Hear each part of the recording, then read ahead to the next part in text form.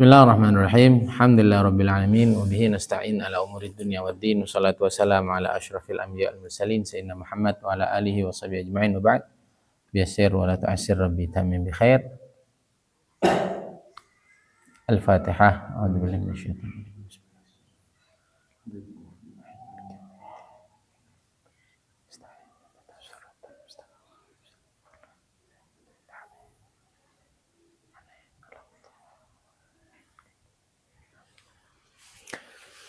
Nah, kita masuk ke kajian pemuda spesial Maulid dengan tema menjadi pemuda seperti Rasulullah Sallallahu Alaihi Wasallam. Setiap orang pernah muda dan tidak ada masa muda sebaik masa mudanya Rasulullah Sallallahu Alaihi Wasallam.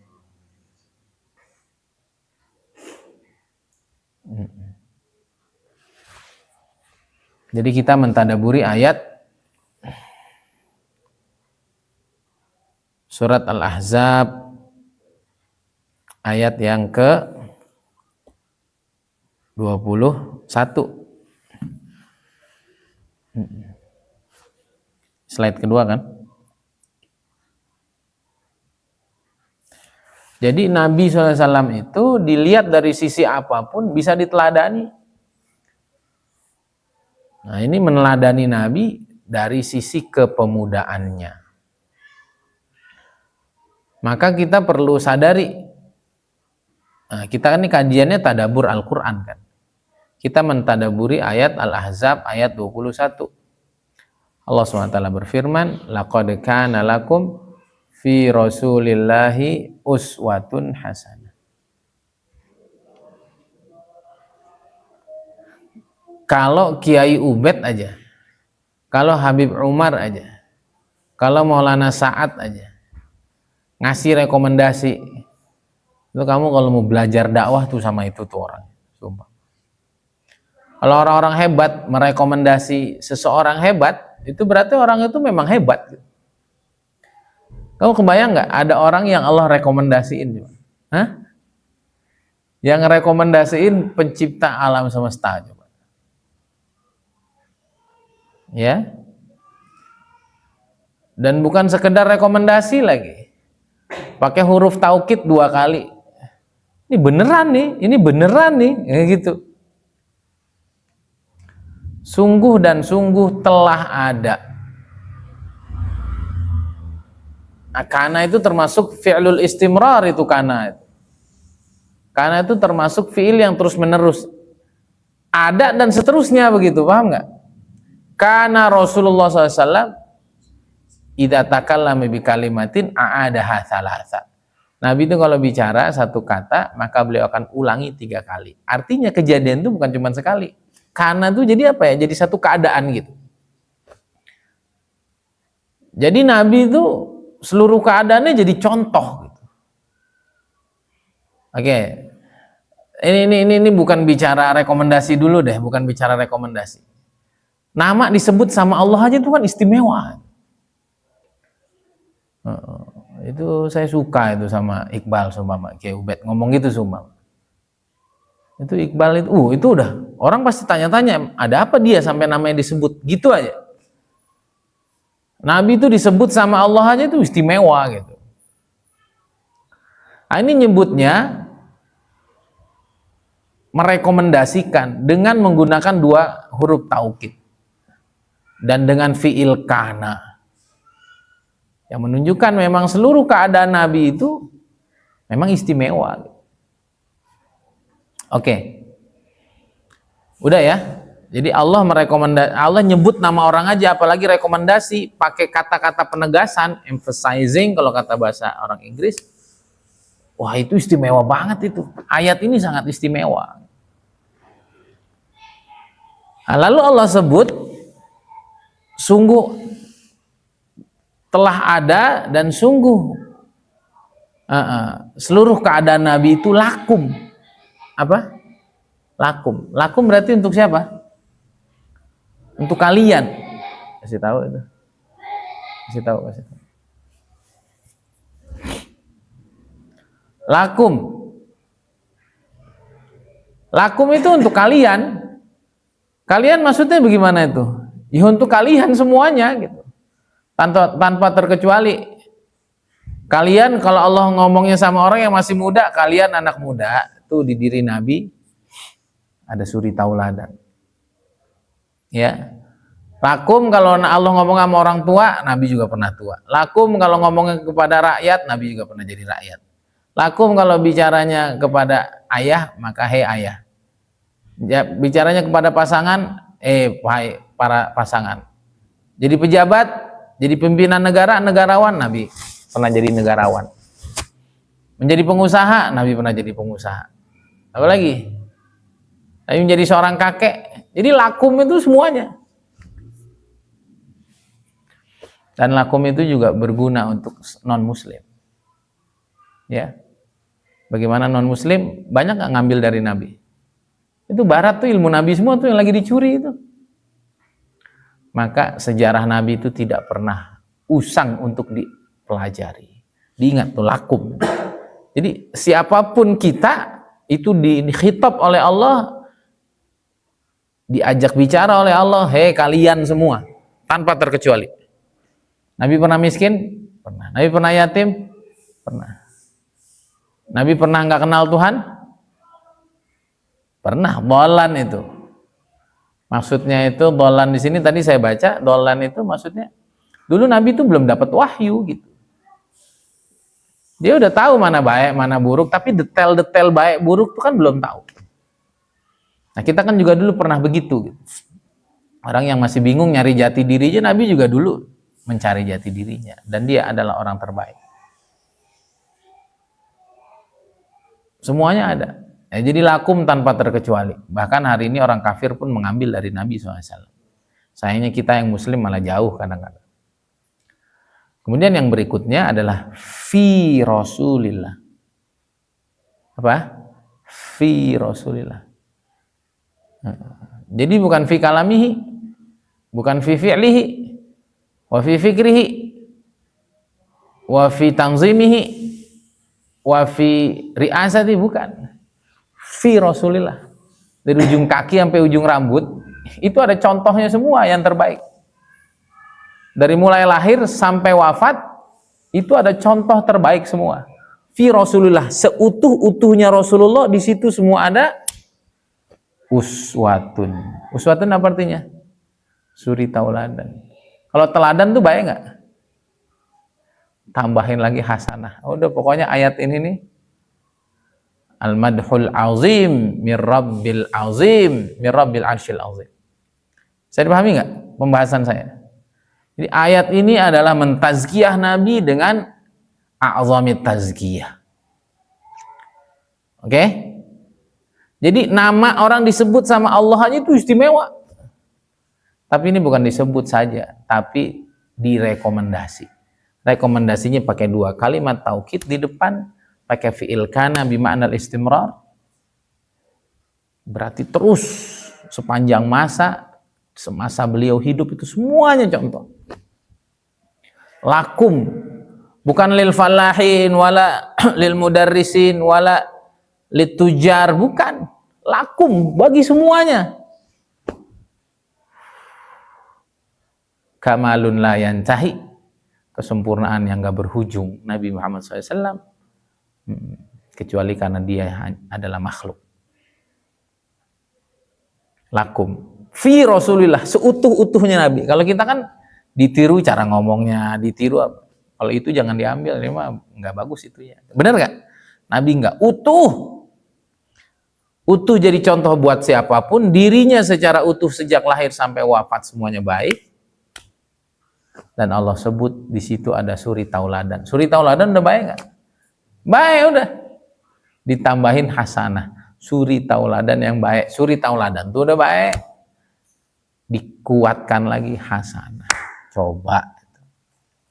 Sayangnya kita nggak belajar sejarah Nabi.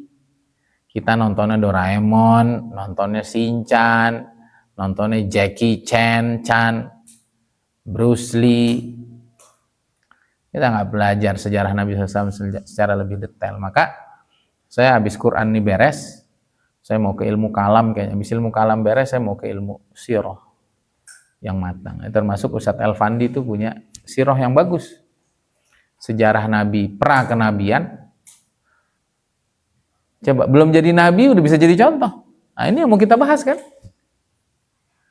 Nah, kita udah jadi Ustadz nggak jadi contoh, sebelum jadi Ustadz geleh gitu kan. Menjijikkan dulu kita sebelum jadi Ustadz. Nabi enggak tuh. Ya, Allah udah siapin tuh sebelum jadi Nabi, sudah disiapkan menjadi pemuda terbaik. Saya pahami ya? Nah, itu yang ingin kita tadaburi ya, bahwa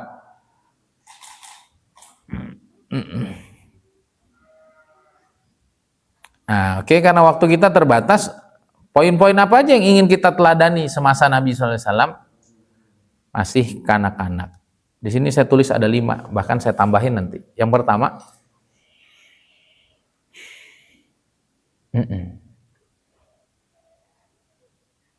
Nabi itu sejak kecil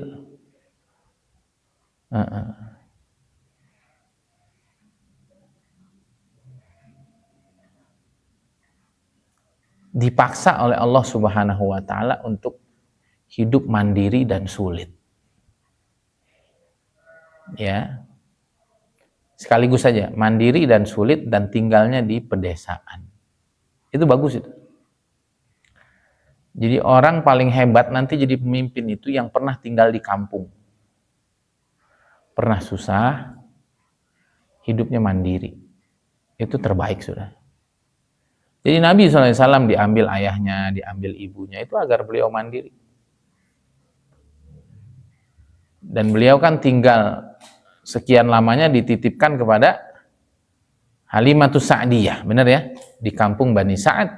Nah, di sana itu bukan seperti di Mekah, perkampungan ya, kalau kayak kita mungkin di Garut pedalaman gitu, Tasik pedalaman. Sehingga di sana Nabi SAW belajar ketahanan fisik yang kuat. Hidup dengan kondisi alam yang sangat sehat. Hidup dengan lingkungan yang masih, pergaulan itu masih apa? Masih bagus lah. Termasuk kelebihan di kampung tuh dia punya bahasa bagus. Benar nggak? Mana dalam bahasa di kota apa di kampung? Di kampung. Di kampung tuh bahasa yang sangat halus. Bahasa-bahasa orang buhun-buhun tuh anak-anak kampung tuh tahu. Yang orang kota kadang-kadang nggak tahu. Dan mentalitas orang kampung tuh beda.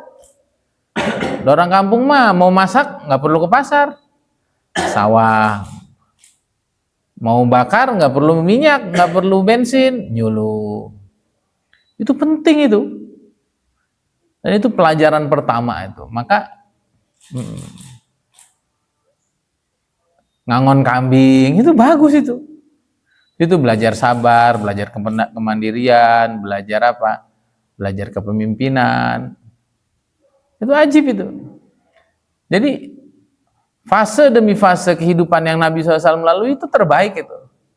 Nah, kamu kalau punya anak bisa kamu titipin di kampung masa kecil itu terbaik itu. Nah, itu makanya saya bersyukur juga tuh anak saya Zaki main sama si Ajwa. Dia main kambing, dia main egrang. Nah, dia main sama ayam, itu bagus itu. Terus si Ajwa tuh dia kan ini dia apa? Kreatif itu. Dia bikin apa? Bikin tombak, bikin apa? Dia sendiri aja tuh. Paham tuh. Nah, jadi orang terbaik itu yang pernah hidup di kampung. Mandiri, susah. Hidup dengan apa adanya tapi dia bisa hidup.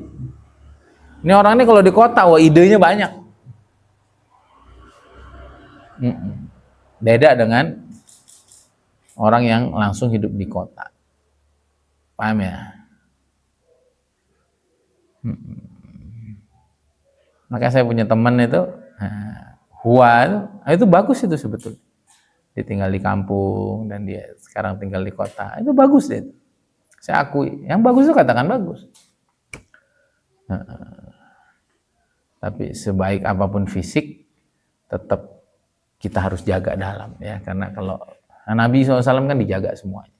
Oke, ini secara fisik begitu ya, secara fisik begitu. Ada juga nggak orang kampung terus di kota nggak beradaptasi? Ada juga.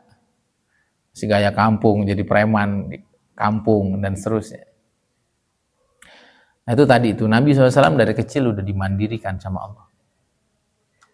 Kemudian yang kedua, Nabi Muhammad SAW itu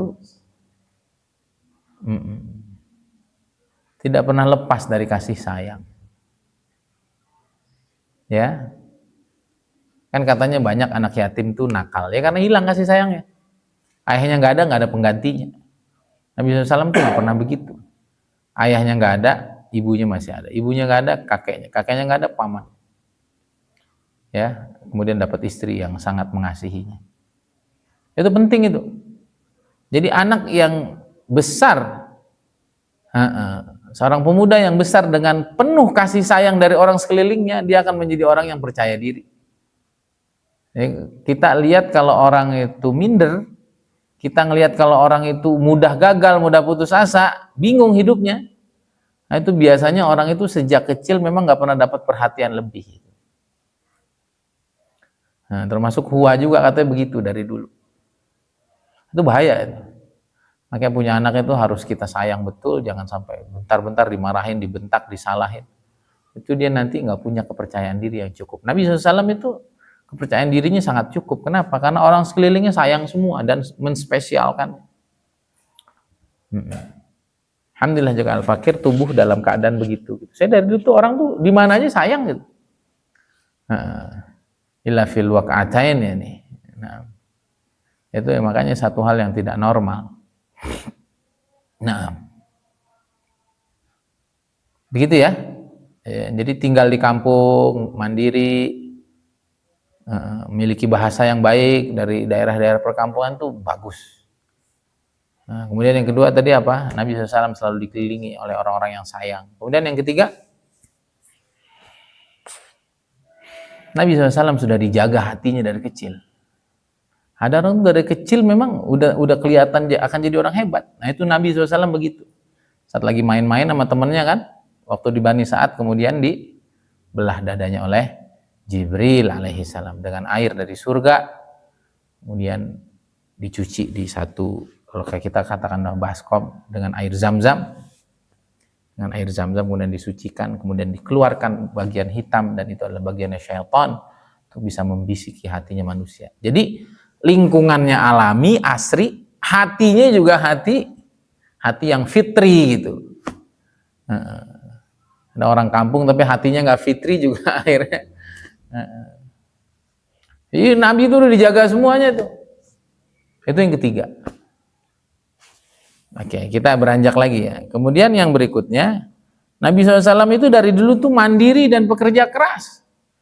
Dari mana coba itu? Itu tadi modal hidup di kampung. Penting itu hidup di kampung. Maka saya suka ngeliat kayak Haji Asep. Gitu. Tapi itu ya tadi ya orang kampung yang fitri ya, yang dalamnya tuh masih suci. Jangan orang kampung tapi saya enaknya sendiri. Ada nggak orang kampung saya enaknya sendiri? Oh, ini kampung-kampung gue, lu kan pendatang, sini lu duit. Jangan macem-macem. Ada yang begitu tuh. Itu makanya tuh Nabi lengkap kan, tinggalnya di kampung tapi hatinya fitri. Kalau kita ketemu orang kampung yang masih sesuai fitrah, itu enak banget hidup sama mereka. Apalagi saya sebagai orang kota kan, yang dari kecil besar di kota itu, seneng sama orang kampung. Apa aja dia bisa gitu. Nggak suruh aja, gitu. Kasih duit dikit udah seneng kan gitu. Oke. Nabi itu mandiri, pekerja keras, pengusaha, tentunya pembelajar. Ini poin yang selanjutnya.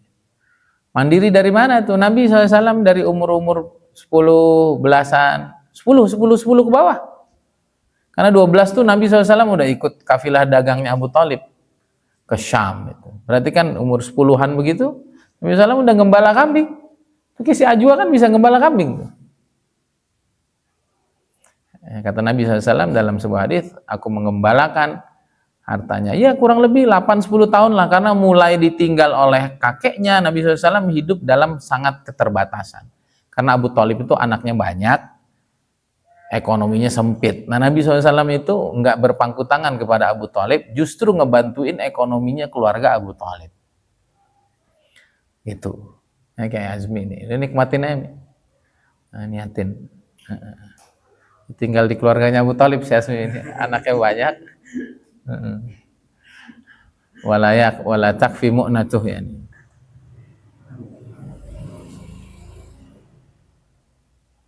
Ya, jadi umur 8 10 tahun tuh Nabi SAW udah gembala kambing dan udah dapat duit. Nah, ala qararid, ya, mendapat beberapa kirot, beberapa uang receh dari orang-orang Mekah. Mandiri, pekerja keras. Dari mana tadi? Nyambung tuh mentalnya dari kecil emang udah tinggal sama orang tua. Nah, tapi bedanya tadi tuh, yatimnya Nabi nggak nakal. Kenapa? Karena sosok penyayangnya selalu ada. Anak yatim yang nakal itu karena setelah ayahnya nggak ada, sosok penyayangnya tuh hilang. Atau nggak yatim nakal ya, berarti nggak ada yang sayang di keluarganya. Ayahnya nggak pernah pulang gitu, sekali pulang ngomel, sekali pulang ngegampar gitu, sekali pulang ayahnya tuh berantem sama ibunya. Nah, itu anak tuh jadi nakal. Karena seorang anak, seorang pemuda itu kalau cukup kasih sayangnya, dia akan hidup dengan sangat damai. Oke, kembali, Nabi itu mandiri, Nabi itu pekerja keras, Nabi itu pengusaha. Sejak umur 12 tahun udah melihat itu bagaimana cara orang kafilah-kafilah dagang Mekah belanja di Syam, ya kan? Nah, kemudian nanti yang selanjutnya ada lagi, berangkat lagi Nabi SAW. Kemudian nanti ketika sudah semakin dewasa umurnya, matang pengalamannya, di sana Nabi SAW sudah mandiri untuk berekspansi dagang ke luar negara, melakukan ekspor import dengan Maisaroh, seorang khadimnya, seorang budaknya siapa? Sayyidah Khadijah radhiyallahu taala anha. Dan kemudian nanti dia ini cerita bahwa Muhammad ini sangat jujur, Muhammad ini sangat piawai, Muhammad ini sangat amanah dan seterusnya. Maka kalau menjadi pemuda hebat dan pengusaha hebat, itu mesti kayak Ustaz Abu Syauqi. Mesti seperti Nabi SAW, umur-umur belasan udah mulai dagang. Kita ini telat nggak telat, bismillah aja udah. Umur belasan tuh udah harus mulai dagang. Kecil-kecil tuh udah mulai nyari duit. Tapi jangan markir ya. Ayah saya dulu pernah saya markir, saya senang. Ya alhamdulillah dapat duit. Kayak nggak punya duit lu, makin malu bapak lu lu. Akhirnya nggak markir. Enak banget kan markir gini-gini dapat duit. Tapi itu kan mentalnya jadi mental pengemis, nggak bagus. Kerjalah. Yang bagus tuh kayak abang saya tuh dulu jualan koran. Dia ngamen, dia Abang Isan tuh. Akhirnya kan mental bisnisnya terbangun.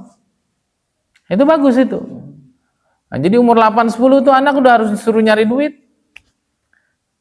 Nah, Umah juga dulu katanya begitu tuh sama Umi, kalau sekolah tuh dibawain itu es mambo tuh jual di sekolah itu. Malu-malu tapi akhirnya kebangun tuh jiwa bisnisnya. Ini penting ini. Jadi perjalanan Nabi SAW inilah membentuk orang-orang kuat nanti di masa depan. Hidup di kampung, tadi dia mandiri, jaga kasih sayang kepada anak, dan seterusnya tadi yang sudah kita sebutkan, nggak perlu diulang. Nah, di umur-umur 8-10 tahun itu sebelum balik itu udah harus bersatu dengan alam gitu. Ngapain kek? Nyari kayu bakar kek terus dijual di pasar. Itu membangun, oh gini ya cara. Nah, saat sudah mulai balik 12 tahun, udah mulai waktu-waktu mumayyiz. Nah, sudah mulai mainnya itu bisnis, bukan dagang, bukan kerja. Gimana caranya? Ikut dulu. Itu makanya orang Cina tuh, anaknya diikutin. Udah dia main, tapi bapaknya sambil jualan. Itu terekam sama anak. Sehingga 25 tahun sudah matang. Ya, udah nggak ngikut lagi sama Abu Thalib. Lupa saya tahun berapa lagi, 12 sampai berapa sama Abu Thalib. 25 udah dilepas sendiri. Nah, dan sudah menjadi perwakilan dagang yang ujungnya membawa keuntungan besar dari Sayyidah Khadijah radhiyallahu taala anha sebagai saudagar Makkah waktu itu, sehingga dengan sebab kepiawaiannya dalam berbisnis, kejujurannya, keamanahannya itu, akhirnya Nabi SAW diminta oleh Sayyidah Khadijah untuk menikahinya. Gitu ya. Nah, itu udah beberapa tuh. Jadi jangan bicara Nabi abis jadi Nabi, wah itu mah keren banget. Belum jadi Nabi udah keren. Nah, kita tuh belum mondok ngaco gitu, udah mondok juga masih ngaco itu. Maka kalau kita ngaku nabi itu ya kocak gitu. Ada orang ngaku nabi itu jadi kocak. Kita ini belum kenal agama ngaco, udah kenal agama juga masih ngaco. Nah, kemudian Nabi SAW itu di masa mudanya menjaga diri dari dosa. Ya, menjaga diri dari dosa. Nabi nggak pernah zina. Nabi nggak pernah nyembah patung. Nabi nggak pernah ikut orkes dangdut.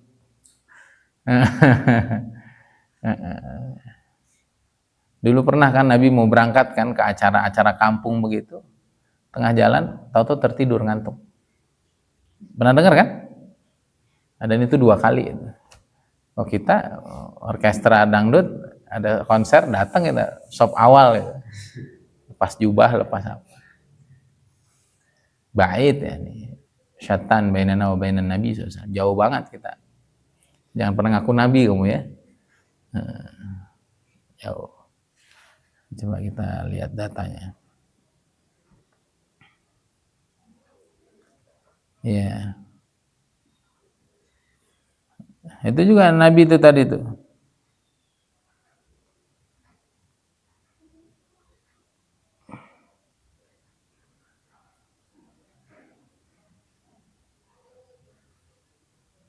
Nabi nggak pernah apa lagi? Nah itu tadi ya, Nabi nggak pernah melakukan syirik, sujud sama berhala, nggak pernah minum khamar, nggak pernah ikut pesta jahiliyah, tidak pernah membuat syair-syair kotor. Karena dulu orang-orang Arab itu suka bikin kata-kata kotor untuk nyerang orang. Ya kalau kayak kita mungkin kata-kataan bapak gitu, atau bikin puisi apa yang bikin malu orang gitu. Itu zaman Arab dulu tuh begitu. Nabi SAW nggak pernah begitu. Ya tadi ya pernah pengen ikut hiburannya orang Mekah lalu tertidur 2 kali.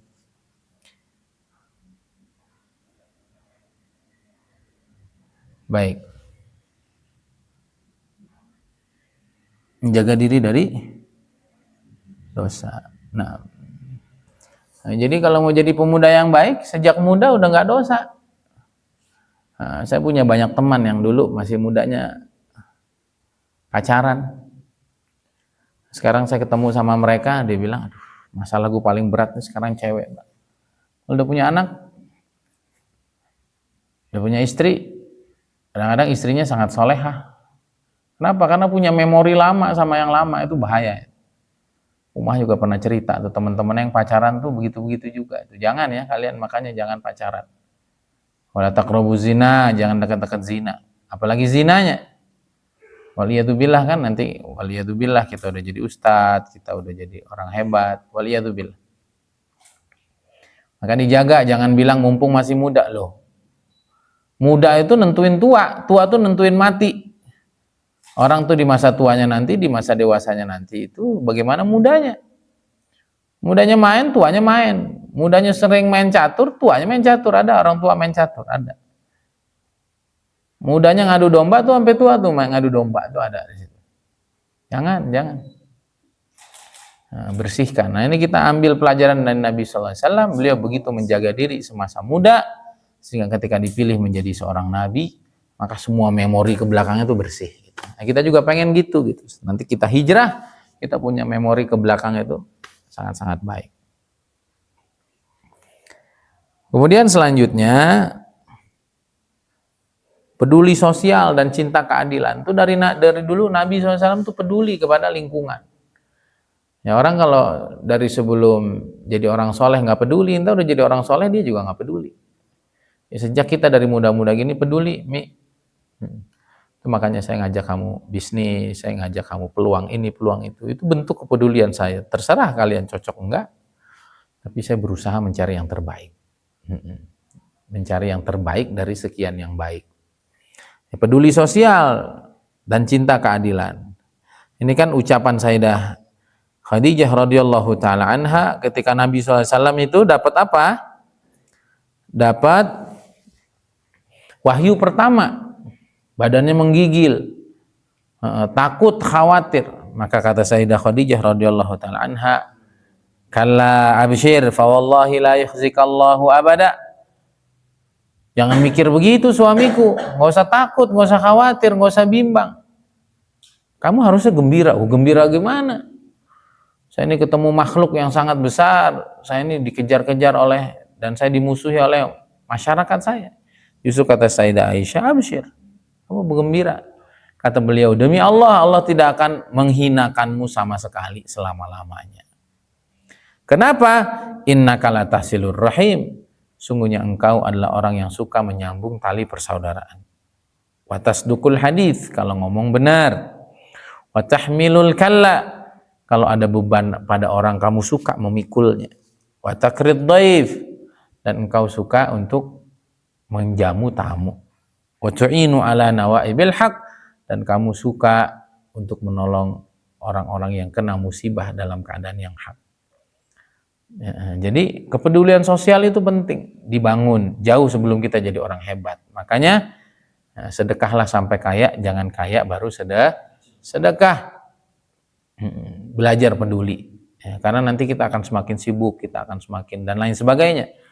Maka kita pentingnya itu Nabi SAW membangun kepedulian sosial. Bahkan Nabi SAW jauh sebelum beliau jadi Nabi, beliau juga udah sedih ngelihat kondisi umat. Tapi karena belum diperintahkan, maka Nabi SAW tidak dakwah. Itu maka kata Kiai Uzairon, dakwah itu juga ikut perintah Allah. Nabi itu risau dari dulu, tapi karena memang belum turun wahyu, belum turun perintah, maka beliau tidak dakwah. Nah, jadi sebelum kita soleh, sebelum kita mikirin untuk mengembangkan umat, mengembangkan agama, kita pikirin dulu masalah-masalah sosial yang ada di sekeliling kita, bagaimana kita bisa peduli dan membantu untuk menyelesaikan solusinya. Naam. Masih ada itu.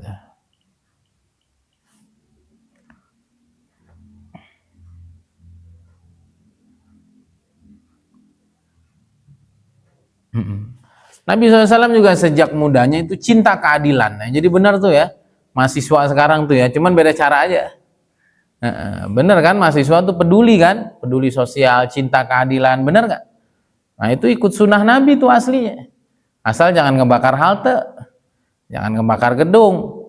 Nah, Nabi nggak pernah begitu, cinta keadilan, peduli kepada keadaan sosial, dan menjadi sumber solusi. Nah ini terjadi kapan? Ketika Nabi SAW cinta keadilan kapan? Ketika para pemuka Quraisy, ya mereka apa?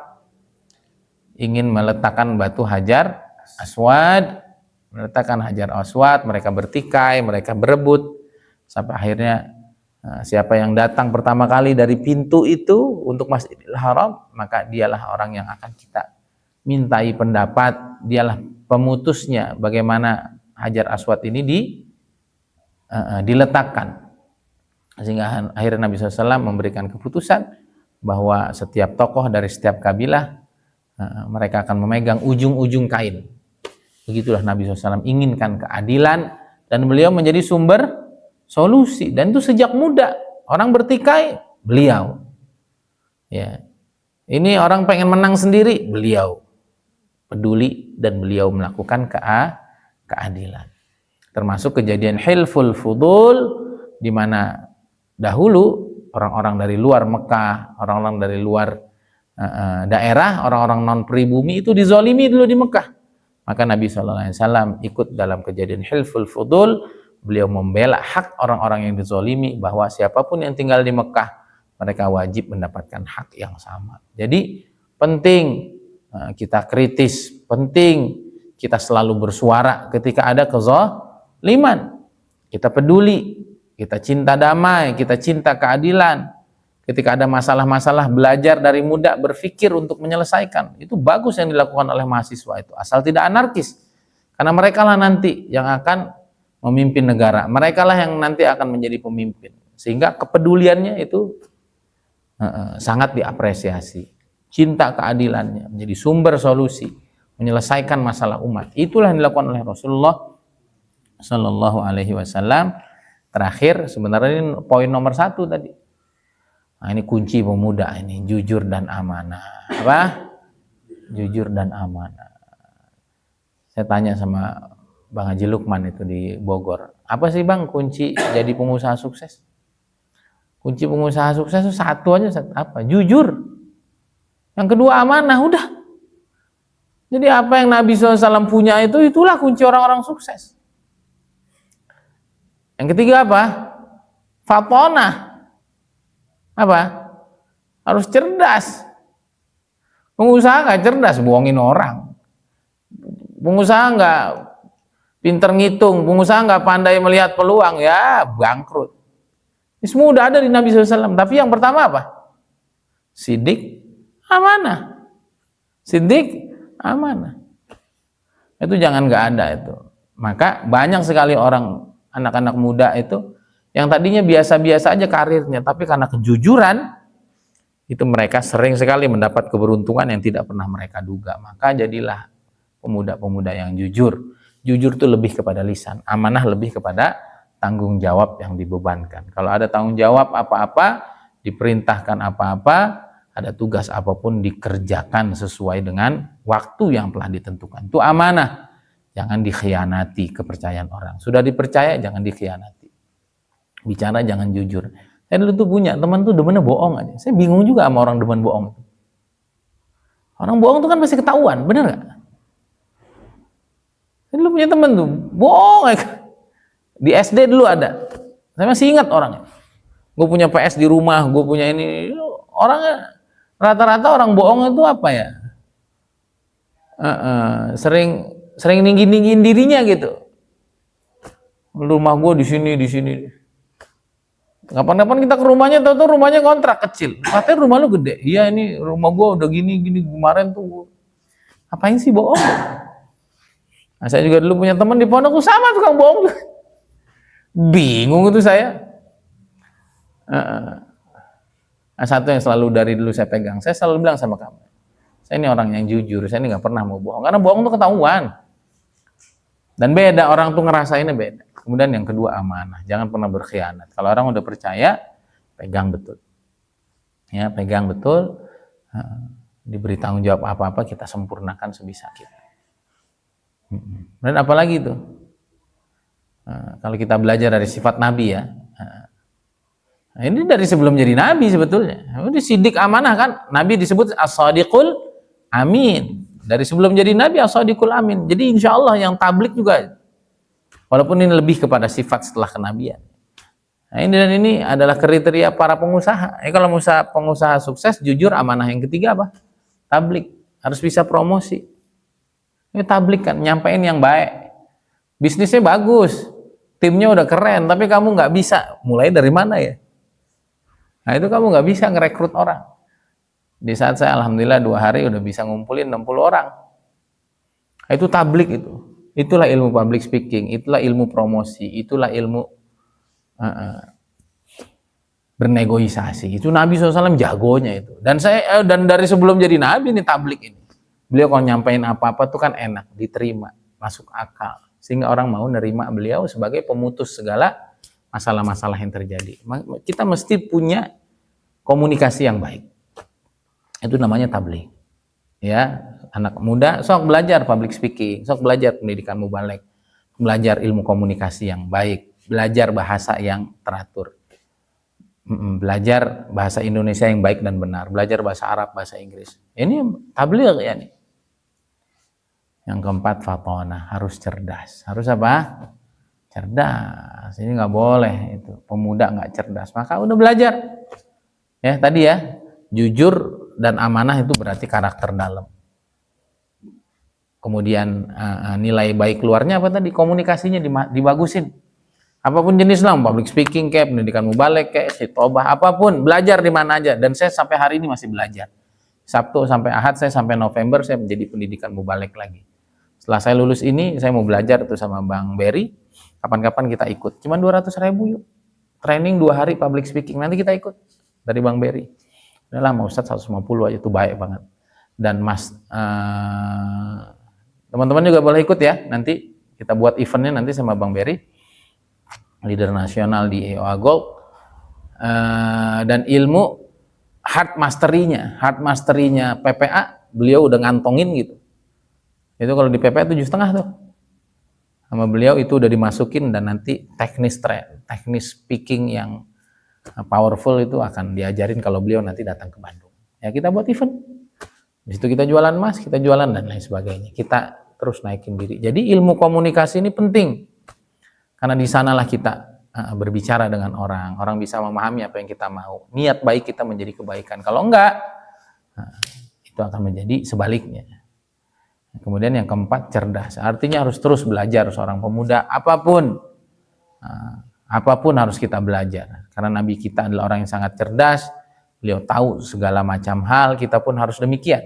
Walaupun nanti kita akan mematangkan salah satu pakar, salah satu bidang yang kita ingin pakari, yang kita pengen punya expertise di situ, tapi kemampuan kecerdasan kita akan terus kita tingkatkan, karena Nabi adalah pemuda yang cerdas sejak dahulu, sehingga ketika menjadi Rasul, beliau menjadi orang yang sangat cerdas.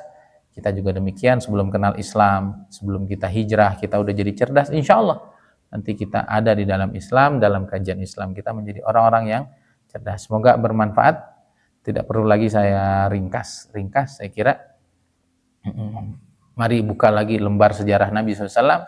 Tidak ada yang Allah hadirkan dalam kehidupan beliau, bahkan bukan setelah jadi Nabi, sebelumnya pun semua adalah kehidupan terbaik yang mesti kita contoh, kita didik anak-anak kita seperti itu, kita didik generasi kita seperti itu. Insyaallah ta'ala Allah Subhanahu wa taala akan menjadikan pemuda-pemuda Indonesia di masa depan menjadi pemegang tonggak-tonggak sejarah peradaban keemasan Islam yang datang dari timur di akhir zaman nanti. Waj'alna minhum, amin amin rabbal alamin.